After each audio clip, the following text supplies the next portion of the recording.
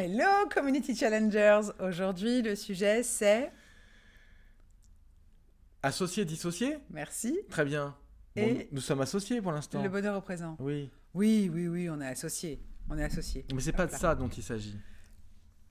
Non, je parle d'association. Un exemple, quand vous regardez un film, certaines personnes vont être associées au film et d'autres vont être dissociées. C'est-à-dire que quand ils vont être dissociés du film, ils vont pouvoir penser à plein d'autres choses et ils ne sont pas plongés dans le film. C'est juste un support, le film, mais ils sont dans leur pensée en disant qu'est-ce que je vais faire à manger, demain il y a quoi, quelles sont mes priorités pour le boulot, ou ainsi de suite. Ou quel sport je vais faire, et ainsi de suite. Donc ça, c'est je suis dissocié de l'événement qui se produit devant mon écran. Et puis, le contraire, c'est d'être associé, c'est-à-dire que lorsque il y a de la colère à l'écran, on ressent de la colère. Quand il y a de la joie à l'écran, on ressent de la joie. De la tristesse, on ressent de la tristesse. Donc là, on est complètement associé à quelque chose qui est un support virtuel. On n'a pas les personnes en face de nous, c'est un jeu d'acteurs. Et pourtant, on est associé à ça. Comme les films d'horreur. Aussi, certains ont peur des films d'horreur, Oui, moi j'ai d'autres n'en peur. ont pas peur. Moi j'ai très peur. Parce qu'il y a des personnes qui se disent, c'est un film, donc de toute façon, ça peut pas m'atteindre et ça se trouve, ça n'existe pas. Et d'autres qui vont se dire, ok, la première seconde de film, c'est un film qui va faire peur, je vais avoir peur, je crois qu'il faut avoir peur avec ce genre de choses. Et du coup, bim, ça marche. Donc dans votre vie, c'est pareil, que vous soyez avec des gens qui soient face à vous, ou très loin, ou en vidéo, ou ainsi de suite. Parfois, vous êtes dans une association par rapport à elles, qui peuvent vous faire du bien ou pas du bien. Mais en fait, il faut être conscient de vouloir être associé à ça, ou de ne pas le vouloir. De choisir en fait. D'avoir le choix, bravo. Hmm. Parce que certaines personnes sont 100% associées avec ce qu'ils font. Et d'autres sont 80% ou 100% dissociés avec ce qu'ils font. Je dis pas que l'un ou l'autre est bien, mais En avoir savoir que conscience, quoi. si Ouais. ça vous fait du mal, il faut prendre de la distance avec, en étant toujours présent. C'est-à-dire que les émotions ne jouent plus. C'est ok, c'est comme ça, mais j'ai pas envie de jouer à ça. Et puis, quelque chose qui nous fait plaisir, de quitter la dissociation pour être associé à ça en disant ouais, c'est génial, ça va me faire plaisir. Ça va me faire du bien. Ouais, Ok. voilà, moi c'est comme ça que je vois l'association-dissociation, et c'est super important dans votre développement de savoir si vous êtes, vous, On a le pouvoir. très souvent associé à ce que vous faites, ou est-ce que vous voyez ce que vous regardez, ou est-ce que vous êtes dissocié et vous analysez les choses plutôt que de les vivre. Voilà, c'est super intéressant et important. Donc en fait, c'est prendre conscience que le choix, on l'a toujours. Voilà. Et qu'il faut prendre la décision de choisir. Ouais, Pas se laisser absorber. C'est-à-dire que, par exemple, en ce qui me concerne, je sais que c'est... J'ai décidé que c'était de te impossible lever à lors d'un faire. film d'horreur pour Non, non, quitter mais- la scène. Non, mais la scène, oui, la scène, c'est bien dit. C'est-à-dire que, par exemple, pour un film d'horreur, pour moi, c'est très compliqué d'être dissocié. De la même façon que pour un super dessin animé Disney. Ça peut sembler complètement antinomique, mais pourtant, c'est les deux choses qui m'absorbent vraiment. Sinon, le 80% du temps, pour les autres films, je regarde sans regarder, ou je D'accord. fais autre chose, ou je suis occupée, ou si je suis en train de regarder mes mails, ou effectivement, je pense à ce que je vais faire à manger, ou... Voilà, je ne suis pas connectée avec le truc. Par contre, quand ça touche à l'émotion, donc soit à la peur, soit à la joie et au féerique, là, je rentre T'es dedans aspiré direct. dedans et alors, t'es associé à 100%. Oh là là là là. Ce film-là avec Elle le Anthony dit bien. Hopkins. Hein. Ah là là là là. L'exorcisme, là, Ouais. c'était...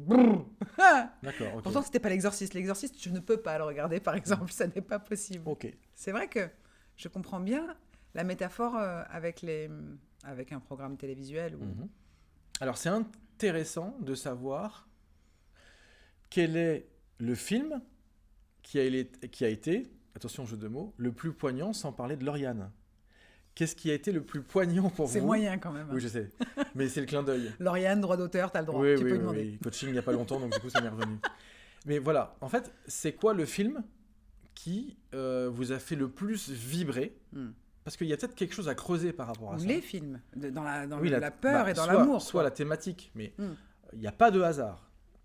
Quels sont les films ou le film culte qui a fait que vous êtes associé à ça? vous êtes vu dans le héros ou Ouais, l'héroïne. on se reconnaît dedans. Ah, voilà.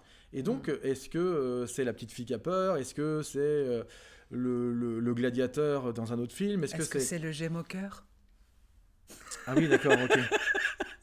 Pas moqueur avec l'humour. Divergente? Non, c'est celui qui répète. Très bien, merci. Et du coup, oui, ok. Et du coup, voilà. Donc, j'ai envie de savoir quels sont les films, le type de film ou le film qui vous fait rentrer dans une association à 100%, qui vous dresse les poils, comme tu dis, qui vous donne la chair de poule, où vous êtes complètement associé dans les émotions et plus dans le mental. D'accord ? Voilà. J'ai pas dérapé. Pas du tout. Les mentales. Les mentales, non, pas du tout. Ok, très bien. Ok. J'avais envie de faire un parallèle, et c'était ce qui était prévu dans le sujet, avec le bonheur à l'instant présent. Alors, je ne vais pas vous citer ou réciter du Eckhart Tolle, parce que c'est pas le but. Pourtant... Je pense au film de gladiateur, Eckhart Tolle. Oui, alors non, là, c'est Eckhart Tolle. Envoyez voilà. Les chevaux. Eckhart Tolle, pour ceux qui le prononcent sans le accent aigu, mais il n'y a pas d'accent, mais ça se prononce Tolle. Et ça fait un tollé. Oui, et donc, on y était. Ça, alors, le gladiateur, oui. Mais c'est vrai qu'à partir du moment où on met des conditions à sa joie ou à son bonheur, donc à son association ou à sa dissociation, et qu'on n'est pas dans l'instant présent à apprécier ce qui se passe exactement maintenant, tout de suite, sans s'angoisser pour l'avenir ou sans regretter le passé, et ben du coup, on n'est jamais vraiment heureux. Et on se retrouve dans un paradoxe temporel, j'ai envie de dire, parce qu'on ne profite pas du moment présent, parce qu'on regrette ce qu'on a fait ou pas fait hier. Et, ça, c'est un paradoxe. Et qu'est-ce que je vais devoir faire demain ? Ça, c'est un paradoxe sale. C'est ça. Ok, très bien. Voilà. Et donc, tout ça pour dire, effectivement, qu'on se retrouve dans le paradoxe du bonheur. Si alors, c'est le bonheur au conditionnel, j'en parle souvent dans les coachings, en parlant, par exemple, en comparant à de l'horlogerie suisse, parce que ça fait souvent mouche qu'on aime l'horlogerie ou pas. Quand on a une très belle montre, si on s'amuse à ouvrir le mécanisme et à y mettre une petite pincée de sable à l'intérieur, toutes les conditions et toutes les attentes que l'on formule, ce sont des petits grains de sable. Donc la montre, autant vous dire qu'elle ne va plus fonctionner, elle va même peut-être se casser littéralement. Cependant, on peut toujours l'envoyer à réparer. Voilà, mais on peut toujours la faire réparer et c'est pas compliqué. Vous ne serez plus dans votre présence puisque le temps s'arrête. Oui, ou du moins la mesure du temps. Oui. Voilà. Mais le fait est que si on n'est pas capable de s'associer à son... Alors, moi, je vais le voir dans ce sens-là. Si on n'est pas capable de s'associer à sa vision de vie, à sa vision d'avenir, à ce qu'on a envie de vivre, à ce qu'on a envie de devenir, avec qui, où, quand, comment, pourquoi on est animé à faire ça, et qu'on n'a pas un plan clair de l'endroit où on veut atterrir, parce que c'est pas le comment on va y aller, c'est l'endroit où on veut atterrir, parce que c'est ça le plus important, parce qu'en chemin, on va peut-être se casser la figure 1 fois, 2 fois, 3 fois, et peu importe, parce qu'on sait que le cap, il est toujours là, et on l'a en vue, et même si on s'est un petit peu cassé la figure, on y va, mais sans créer d'attente, sans chercher le comment. Et du coup, on est vraiment associé à notre vision. Ça, c'est bien. Voilà. C'est intéressant, parce que ça rejoint complètement le hashtag film, c'est-à-dire, est-ce que je suis acteur de ma propre vie ? Est-ce que je sais le scénario que j'ai choisi de vivre dans ma vie ? C'est ça. Ou est-ce que je le reçois et j'en suis peut-être même pas l'acteur ou l'actrice, mais plutôt le spectateur, la spectatrice. Parce que quand tu es spectateur, spectatrice de ta vie, tu es à côté, tu n'es pas dans le jeu. Complètement. You're not in the game. Et ça crée des douleurs mais physiques. Ça crée des douleurs mentales, ça crée des cristallisations d'émotions dans le corps. Alors ça peut devenir... C'est comme si tu étais spectateur au cinéma ou dans ton salon, parce qu'on va de moins en moins au cinéma en ce moment, ça va peut-être revenir. Mais tu es dans ton salon, tu regardes le film, et en fait, la personne dans laquelle tu te retrouves, parce qu'elle vit des choses qui te touchent, ça se déroule, mais tu n'es pas acteur de ça.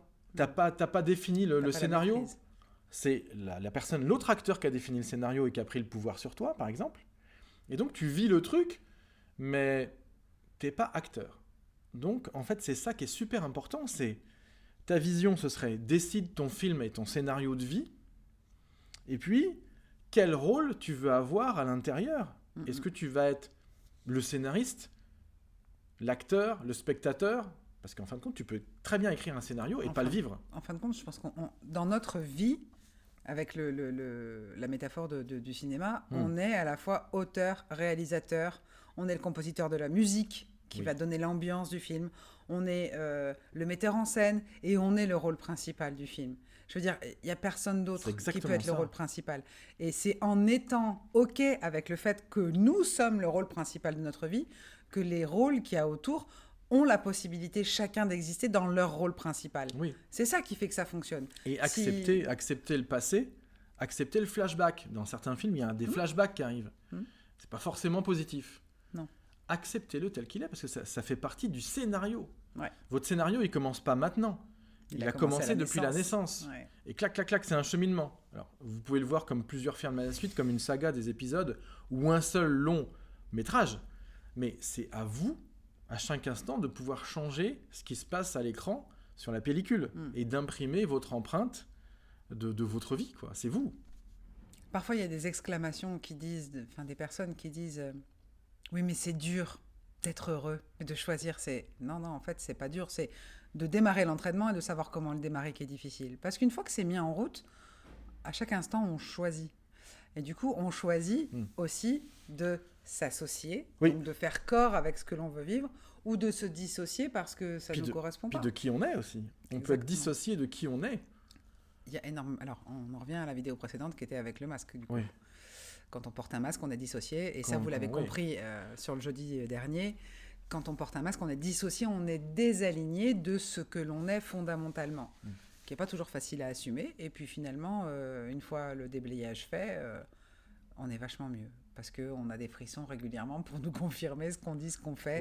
Ce qu'on est dans le bon chemin. Qu'on est au bon endroit et qu'on contribue, au monde, quoi. Voilà. D'une façon ou d'une autre. Oui. Parce qu'il n'y a pas que dans le bien-être qu'on contribue au bien-être des autres ou à l'amélioration de la face du monde. Et pour ceux qui ont peur d'apparaître, je dirais qu'il faut se mettre au devant de la scène. C'est pas parce que les projecteurs sont sur vous que vous êtes dans un surego. Ne confondez pas votre pouvoir personnel avec de l'ego surdimensionné. Non, c'est juste vous qui vous devez prendre votre place. Oui. Et dans l'autre sens, n'en faites pas qu'un stunt, c'est-à-dire ne jouez pas tous les rôles de votre scénario en voulant aider et sauver tout le monde, en disant tiens, je vais le faire le jeu aussi du petit garçon que je vais aider, de la jeune adulte que je vais aider. Non, c'est pas bon non plus. Jouez votre propre rôle. Alors ce que j'aimerais bien savoir dans les vidéos que vous allez poster, parce que ça je suis très friand de ça, c'est justement mettez-vous en scène et qui êtes-vous comme acteur ? Ouais, dans quel film vous êtes reconnu ? Tout à l'heure tu disais ça peut être, je sais pas, il y a plein de femmes qui pensent la princesse, le machin, le truc. Rose de Wick Bucketer dans le Titanic. Ça peut être, je sais pas moi, plutôt la force, plutôt la douceur, plutôt la gentillesse, plutôt. Et regardez un petit peu justement par rapport à qui vous êtes vraiment, s'il y a une dissonance, vous êtes complètement aligné avec votre personnage. Ouais, parce que c'est ça, c'est aller comprendre pourquoi ça vous a fait vibrer et pourquoi vous avez eu cette faculté d'association et d'émotion face à ce personnage-là et face à son rôle et à ce qu'il vivait, quoi. Donc votre personnalité doit rejoindre votre personnage. Et si votre personnalité n'est pas votre personnage actuel, c'est là où on n'est pas aligné. C'est que vous êtes vraiment dans un personnage. Donc donnez-nous dans #film ou #acteur, je ne sais pas, qu'est-ce que tu veux. #film. #film. #Hollywood. Oh tiens, c'est sympa ça. #Hollywood. Dites-nous qui est votre personnalité et qui est votre rôle actuel. Et voilà. Est-ce que ça vous convient ou pas ? Et où est l'écart et comment le combler ? Ça permet de visualiser l'écart. Et aussi infime ou aussi grand soit-il, il n'y a pas de drame en soi parce qu'à partir du moment où on commence à en prendre conscience, on est déjà en train de shifter. Faut pas croire, hein, ça va super vite. Alors, est-ce qu'il y a un petit écart ou un grand écart ? C'est Monsieur Tollet qui nous le dira. Oui, ça on va faire un tollé général. #Hollywood, je vous le dis, moi. Bon, lâchez les chevaux. On vous embrasse. Ouais. Et #Hollywood. À bientôt. On le garde. Ciao, ciao. Ciao.